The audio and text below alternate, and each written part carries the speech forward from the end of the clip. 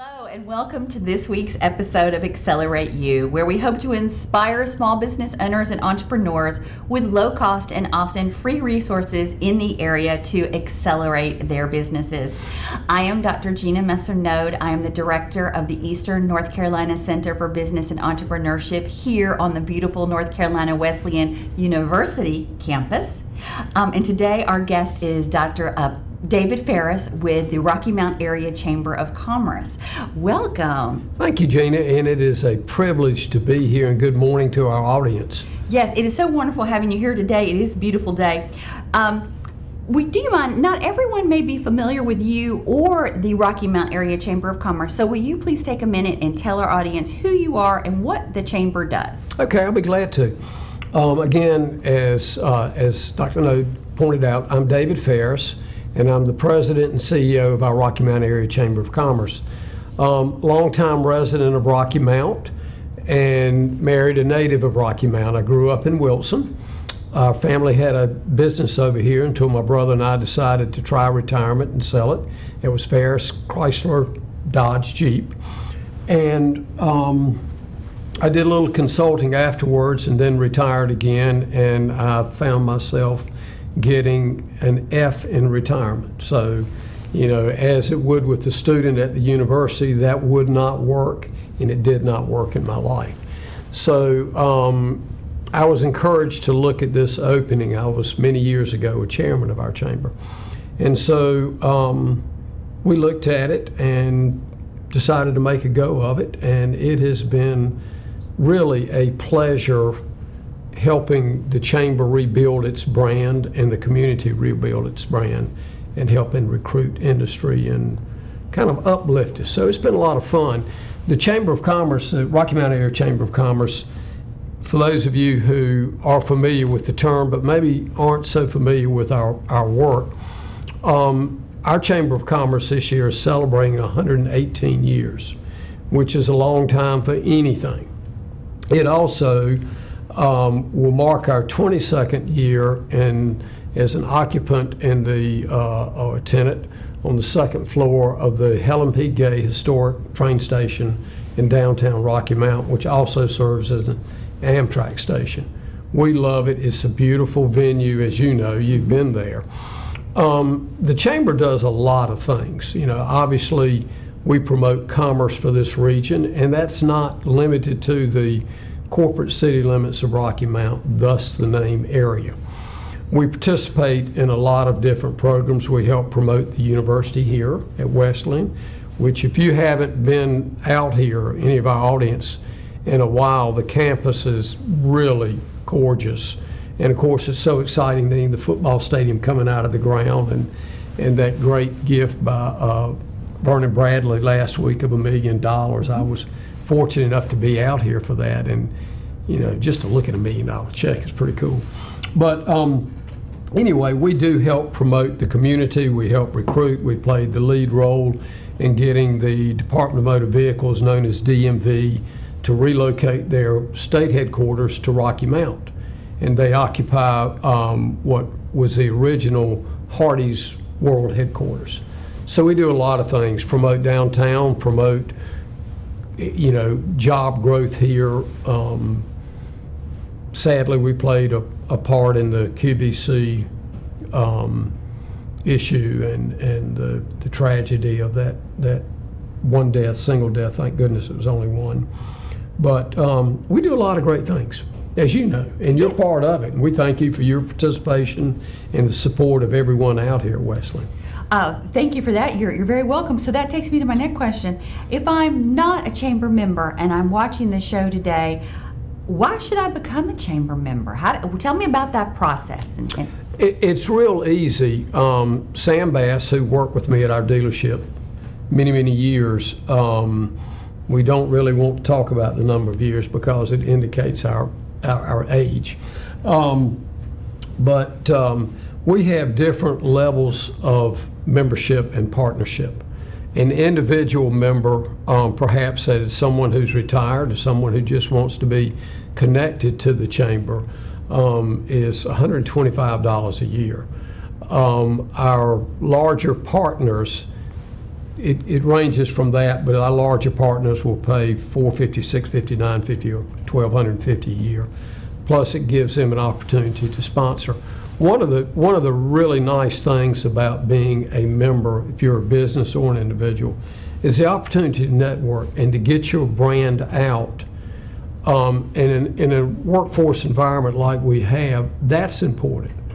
From a retail side, it's important. People like to do business with people they know, and that's a wonderful way to get to know people. So we have, Gina, we have great networking opportunities, and then we have amazing events. You know, just 2 weeks ago, and you were a large part of that, and again, thank you. We had our Women's Leadership Conference, and this is the 5th year since its inception. Sadly, only the 3rd year due to the pandemic. You know, we had to take it off. But it gives you a chance to learn. It gives you a chance to meet people. It gives you a chance to network. And we have social events like the upcoming Small Business Celebration, which will be at Nash Community College again this year. And it honors recipients of Small Business of the Month, but it's open to everybody. And it's a great networking opportunity. And that I know from a former business owner, it just makes a big difference. And even the university here gets out and networks. That's how we grow. That makes all the difference in the world. And I'm fairly certain that with my membership, you all are going to come out and do a ribbon cutting. Absolutely. And if I don't have a brick and mortar location, we'll do a ribbon cutting down at the train station. Right. I will be highlighted in your newsletter. I will become part of your database and your membership so that I can network with those 700 other folks that are chamber members, and they can also find me.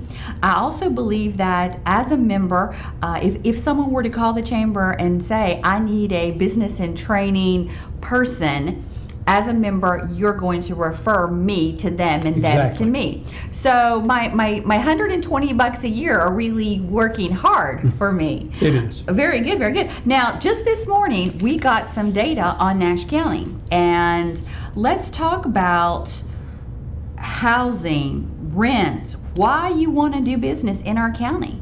We're affordable. And we're so doggone close to the triangle. I mean, if you think about it, Gina, we have, you know, the old saying, you can't have your cake and eat it too. We have that. A report that just came out by Realtors.com nationally. This includes one community in Hawaii. It includes Hilton Head, South Carolina,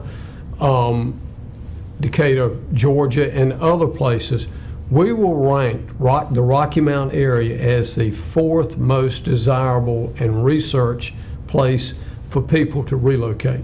People who've lived in larger communities because of the pandemic really want to get in a smaller, more affordable area. And one of the things when we were recruiting DMV was I can live in Raleigh and I can be most anywhere I want to be in 45 minutes with white knuckles. I can live in Rocky Mount, and I can pretty much be where I want to be in Raleigh between 45 minutes and an hour, relaxed and calm.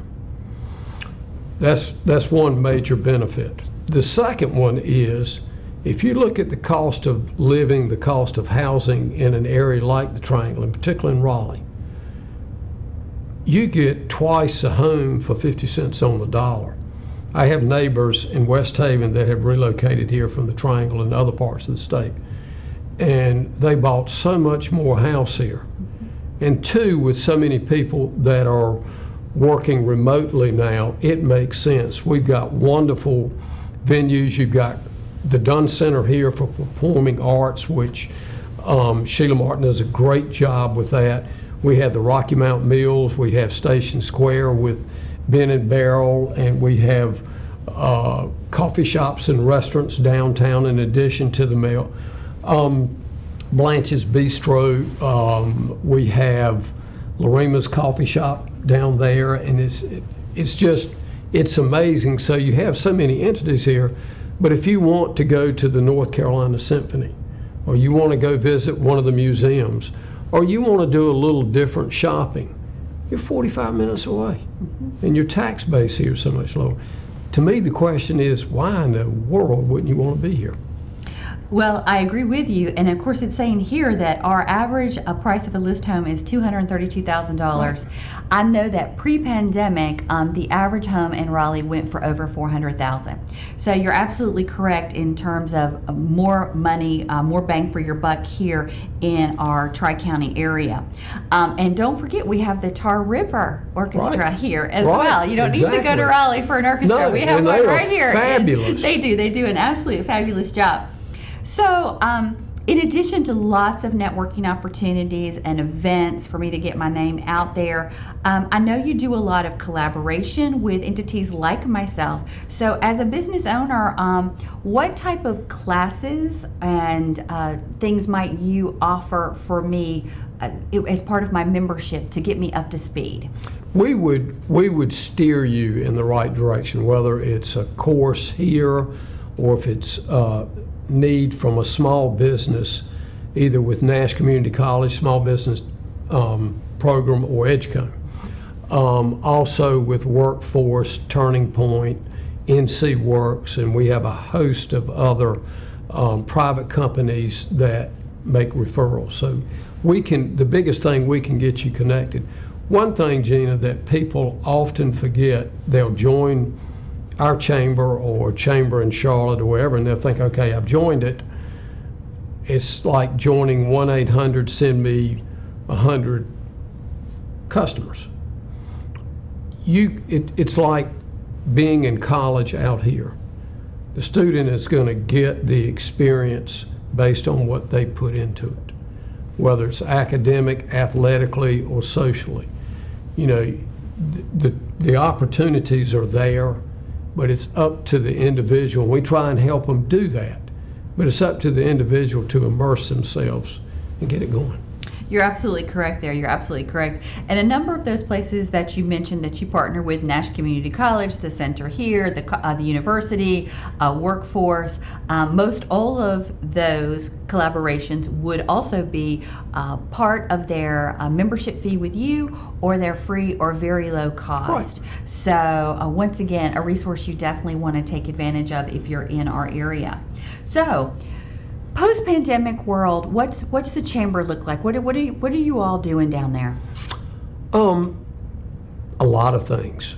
You know, the pressing, as so many of our guests today realize, and you realize here, pressing that post-pandemic restart button has proved very challenging for a lot of our business, and we're no exception. Something we entered in early March of 20.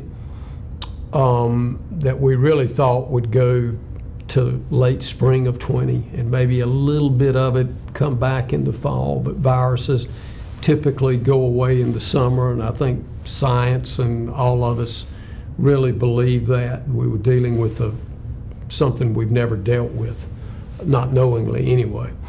And it didn't. It got worse at times when we thought it was getting better, so you start moving forward, and then you have to take steps backwards and reschedule. So it's been challenging for us, and we watch so many of our businesses that had to close. You know, the state or federal government mandated certain businesses close or change their operation. And as we all know, if you're not open, you're not generating revenue, and it really puts a strain on you. And I know we had the various programs coming out of Washington that help, but still, you know, people want to get out and people want to be self-sufficient. That's proved getting those connections a little bit more challenging, I think, than any of us thought. But we're all getting there, and I'm real pleased with the growth of the chamber. Last year, we added over 125 new members. Now, you always have attrition in there, so we netted probably 85, 86 new members, which is huge. Our membership base, probably, if it's not there, it's very close to an all-time high. Now, I process that as not only am I thrilled when I look at those numbers, but also a deep belief in the business community and the individuals that make it up that something good is beginning to happen, and I want to be on that train. I want to get on it. I don't want to look at it as it's moving down the tracks and I can't get to it. So we're beginning to see a nice controlled shift, I think, in mindset and attitude. Well, I also know that you all were instrumental in bringing in experts, either with webinars or virtually, to navigate the PPEs, the grants. Right. I have this business, what am I eligible for? I have this business, am I eligible for this? So I know during the entire pandemic, the real heart of the pandemic, you all were very busy running programs to educate members on where to go for resources. Exactly. What they were eligible for. We did not ever close the chamber. Now, I asked our staff early on, and I think I asked them for about 50, 60 consecutive business days each morning. Are you comfortable being here? Y'all comfortable being here? I said, yeah, we don't want to be at home. And we took safety precautions, obviously.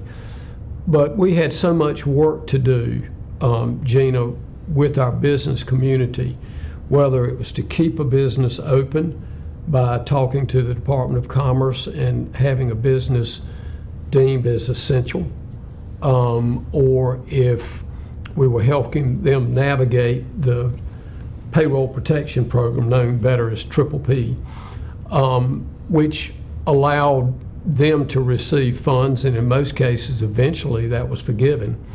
So it turned out to be a great grant, and so many people were confused about how to do it, or concerned that the government would then be able to control their business, which was not true at all. But you understand, somebody offers to, especially the government, saying, I'm going to make up or backfill part of your payroll so you keep people employed.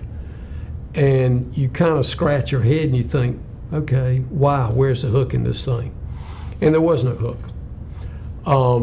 We had researched it, and we had legal research it, and the NC Chamber, with their resources, had, and it was a real deal.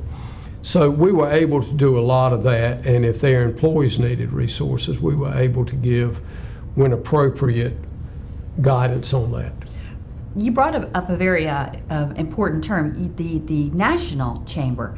Talk to us about the network. Talk to us about, it's just not the Rocky Mount area, right? No. You're part of a very large network, very powerful folks in Washington. So tell me a little bit more about that. We're independent, as all chambers, local chamber of commerces, whether it's Raleigh, Los Angeles, Charlotte, Atlanta, Rocky Mount, whatever. But we have two organizations, I'm going to say, above us, the North Carolina Chamber, then the U.S. Chamber. The U.S. Chamber really helps a lot in Washington on policies. Do we agree with all the policies that they support? Absolutely not. My wife and I don't agree on a lot of things, but we stay married. And the NC Chamber kind of brings it more local. They're more in tune with North Carolina, whether it's the western part, the central part, or the eastern part, and then within those areas, regions like Rocky Mount, Wilson, Goldsboro, Greenville, Kinston, New Bern, so forth. And we're part of a group that meets on Friday mornings at 9 o'clock via Zoom, kind of a regional thing or a statewide thing that North Carolina Chamber put together on legislative issues and other subjects.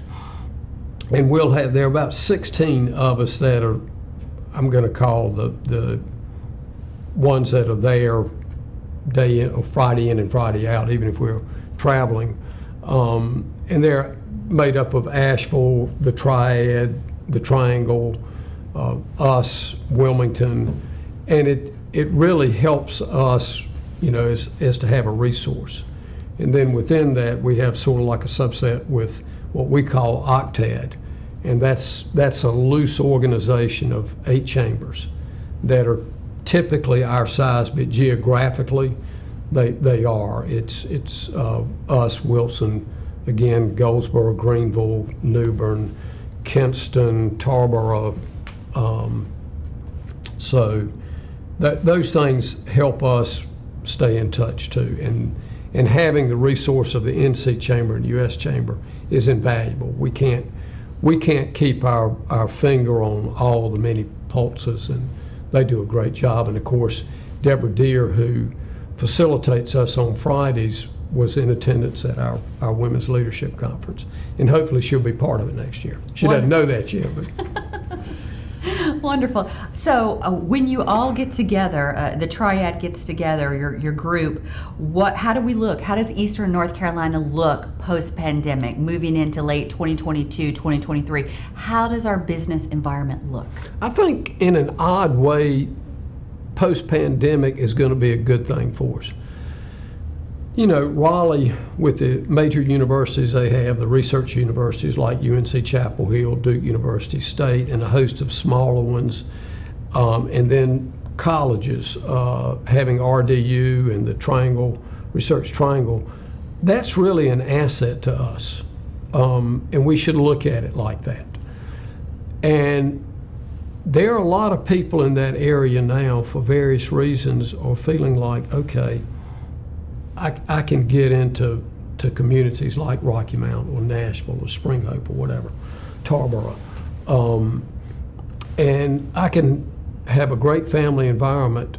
And because of technology, in particular with Zoom, I don't have to go downtown, or I don't have to go out to the RTP. I can stay here and maybe go in there one day a week. And business models are changing, and that's becoming very attractive to us. And one of the nice things that we have is right across the street, which is the Carolina Connector. People may know it as the CSX. Intermodal, right? Intermodal. And that's going to have, you know, people saying, well, it doesn't employ a whole lot of people. That little bit of gasoline in your car isn't the main part of your automobile, but without it, you're not going anywhere. This is going, and it already has, this is going to bring more industry and logistics, manufacturing and logistics, in this area because of the savings on transportation. This is huge for not only Rocky Mount, but I'm going to say a 75-mile radius. It's already, again, attracted several industries here that came during the construction. A couple came before, and it's really going to help with the development of the Kingsborough Business Park, as well as the Middlesex Business Park and the Nashville Business Park. It's going to, when you can do that and you've got those resources coming in, I think we're in a much better, all of Eastern North Carolina is in a much better position to grow and prosper post-pandemic than we were the doggone near depression that we were in 08 and 09 as a nation. Do you think that, you mentioned business model a couple of times, do you think that the pandemic had a wake-up call for some of our entrepreneurs? Oh, absolutely. Time to put this aside and embrace this. Can you think of an example, or have you seen a reemergence maybe of, you've talked about I can live anywhere and do my work because of technology. Are we seeing more home-based businesses? We are. People working from home? We are. And a lot of small startups, and they can surprise you with the scope and the reach that they have now. You know, we have, on a different scale, we have some businesses in Rocky Mount, one in particular downtown, and Kimberly Thigpen, who owns a soap shop. Right. Put it in the simplest of terms. Bath and Body. Block. The majority of her business is commerce that comes off the internet, and that's growing. I know we don't like to talk about Amazon, but that type of business model works if you're a one or a two person specialty. You developed either a soap or barbecue sauce or grits or logistics. you can operate logistics from your home. You're absolutely correct. And I think prior to the pandemic, she wasn't thinking in that direction. And then she pivoted so beautifully. And she was the only person who could get the hand sanitizer. Right. And she was shipping it everywhere. So I feel certain, I can't speak for her, I think she woke up one day and that opportunity was there and she went with it. And she was smart enough to see that. To see it and to pivot with it. And she's done extremely well. So one final question. And there may not be anything, but is there anything that keeps you awake at night when it comes to small business, entrepreneurship in this post-pandemic Rocky Mount Tri-County area? It does. And that's mental fatigue. Okay. Something that hasn't been addressed nearly enough. It's been a grinding, grueling 2 years for us. And now we're faced with monumental inflation. That's the bad news. And that does weigh heavily, and I will wake up in the middle of the night sometimes.